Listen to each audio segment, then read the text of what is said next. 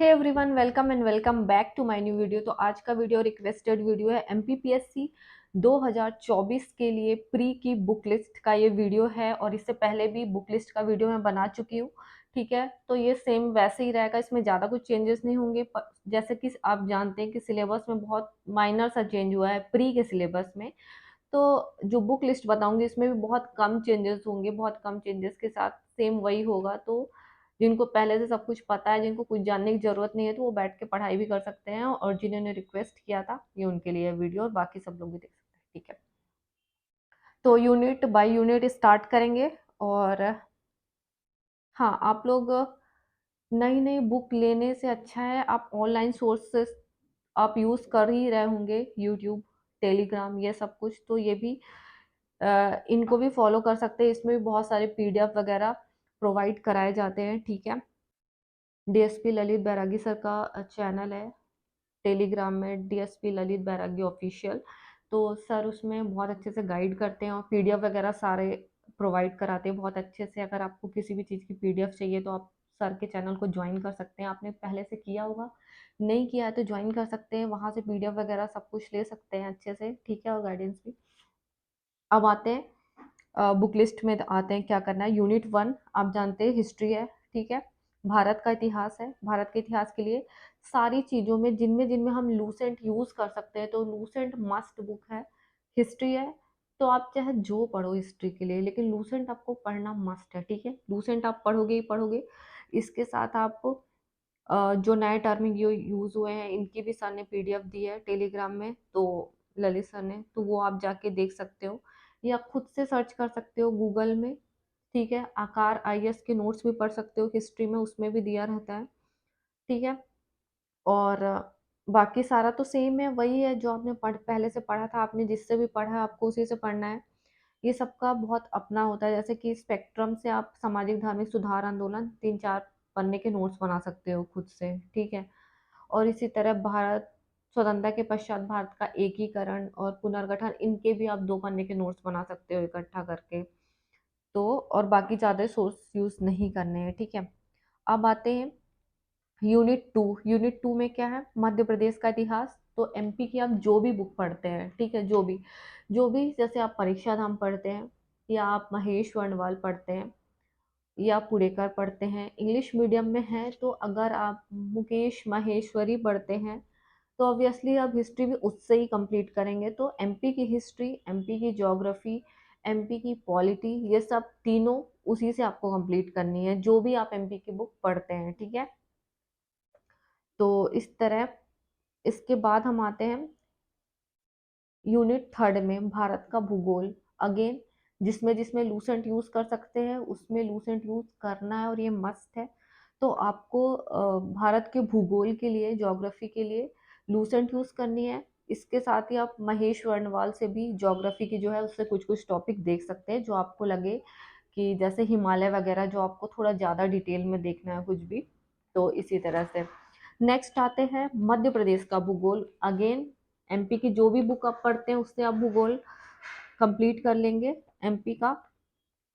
इसके बाद आते हैं संवैधानिक व्यवस्था भारत की, तो इसमें लूसेंट पढ़ना है।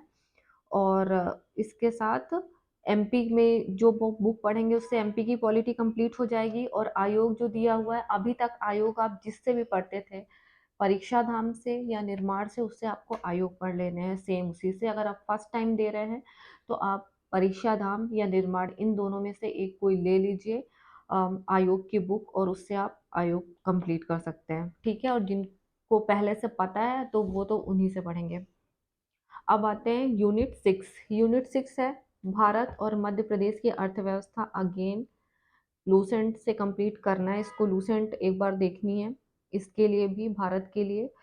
और इसके बाद मध्य प्रदेश की अर्थव्यवस्था, एमपी की जो बुक में जितना भी दिया हो डेटा वो, और उसके बाद जो एमपी की करंट अफेयर्स की बुक आती है उसमें, क्योंकि मोस्टली टॉपिक इसमें करंट अफेयर्स टाइप के हैं। जैसे कि वन नेशन वन प्रोडक्ट है, जीआई टैग है। ठीक है, और मध्य प्रदेश में कृषि, उद्योग और सतत विकास लक्ष्यों में एमपी की प्रगति, तो इस टाइप के डेटा एमपी की करंट अफेयर्स की बुक में बहुत सारे दिए रहते हैं। ठीक है, करंट डेटा के साथ तो वो आप अच्छे से कर सकते हैं। तो इस तरह आपका कंप्लीट हो जाएगा G20 ये सब। आपको पता ही है कि आप जो भी करंट अफेयर्स की नेशनल और इंटरनेशनल के लिए पढ़ेंगे उसमें G20 ये सारी चीज़ें मिल जाएंगी, तो उससे आपको कंप्लीट करना है। और थोड़ा सा इनकी हिस्ट्री वगैरह भी सर्च करके देख लेनी है कि फर्स्ट G20 समिट कब हुआ था, ये कब बना था, ये सब कुछ भी, और करंट में कहाँ हुआ है सम्मेलन, वो सब। नेक्स्ट आता है साइंस, विज्ञान पर्यावरण स्वास्थ्य, यूनिट 7। परीक्षा धाम से करना है इसको, और आप लूसेंट भी देख सकते हैं। वैसे परीक्षा धाम में इनफ दिया होता है सब कुछ।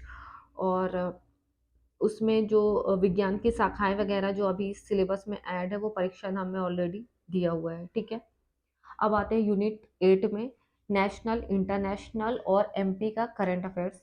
तो इसके लिए आपको पता है गिनती की 2-3 बुक आती है, उन्हीं में से आपको सिलेक्ट करना है। एक स्पीडी आती है नेशनल इंटरनेशनल करंट अफेयर्स के लिए, और परीक्षा धाम की जो बुक आती है तो वो नेशनल, उसमें एमपी का भी करंट अफेयर्स रहता है, ठीक है, और भारत का भी रहता है और विश्व का भी, मतलब वो तीनों को मिक्स करके रहता है कि उसमें आपको एक ही बुक लेनी है। अगर आप एग्जाम पीडिया लेते हैं थर्ड, तो उसमें क्या रहता है कि आपको एमपी की एग्जाम पीडिया अलग लेनी पड़ेगी और नेशनल इंटरनेशनल के लिए अलग लेनी पड़ेगी, आपको मतलब 2 बुक लेनी पड़ेंगी। तो अब ये आपके ऊपर है, आपको क्या सूट होता है, आपको क्या याद होता है और आपको कौन सी अच्छी लगती है, ठीक है। और कुल मिला के इतनी बुक आती है और इनसे ही गोल घुमा फिरा के सब पढ़ते हैं। यूनिट 9 आ जाता है सूचना संचार प्रौद्योगिकी, आईसीटी, ठीक है। तो इसकी वही परीक्षा धाम और निर्माण की, और एक कंप्यूटर की परीक्षा मंथन भी आती है, तो वो भी आप देख सकते हैं कंप्यूटर के आधारभूत ज्ञान के लिए। तो बस यही बुक अवेलेबल रहती है, ठीक है। और इसके बाद इनके आप ज़्यादा से ज़्यादा जितने क्वेश्चन लगाओगे एमसीक्यू, उसको भी आप ऑनलाइन लगा सकते हो डाल, इसको आप ऑनलाइन भी एमसीक्यू लगा सकते हैं। जैसे कंप्यूटर का कोई भी टॉपिक है, ठीक है, वो डालो, उसके 200 एमसीक्यू आ जाएंगे, लगा लो। अब आती है लास्ट यूनिट, यूनिट 10। तो ये भी जनजातियों से रिलेटेड है, जनजातियों का सब कुछ है, जनजातीय व्यक्तित्व इनका, 1857 की क्रांति में योगदान, सब कुछ। तो आप एमपी की जो भी बुक पढ़ते हैं ये भी उसी में मिलेगा, इसके लिए अलग से कुछ बुक लेने की नीड नहीं है, ठीक है। तो ये बुक लिस्ट मैंने आपको बता दी, और टेलीग्राम चैनल भी बता दिया आपको ललित सर का, तो वो पीडीएफ वहाँ सेंड करते हैं, तो आप वहाँ से भी देख सकते हैं। और इन सारी बुक्स के लिंक्स मैं दे दूंगी डिस्क्रिप्शन में, तो डिस्क्रिप्शन आप चेक कर लेना। मुझे जो भी दिखेगा टेलीग्राम से रिलेटेड, नाम चैनल का जो है सब कुछ, तो वहाँ वहाँ आप जाके देख सकते हो, और आपके पास जो भी बुक नहीं है तो ले भी सकते हो लिंक से, ठीक है। आई होप आपको वीडियो पसंद आया होगा। वीडियो पसंद आया तो वीडियो को लाइक करो, शेयर करो और चैनल को ज़्यादा से ज़्यादा सब्सक्राइब करो। मिलते हैं नेक्स्ट वीडियो में, तब तक के लिए बाय।